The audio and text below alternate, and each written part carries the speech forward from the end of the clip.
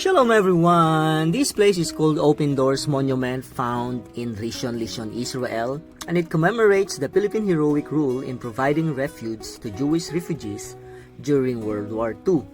And it was unveiled on June 21, 2009 as a symbol of enduring friendship between Israel and Philippines. And it was designed with 3 open doors symbolizing compassionate shelter the Philippines offered to Jewish refugees fleeing the Holocaust. And do you know the Philippines under President Manuel L. Quezon opened its door to Jewish refugees in the late 1930s, offering sanctuary to around 1,300 Jewish who came to be known as the Manilaners. Anyway, have a blessed day everyone.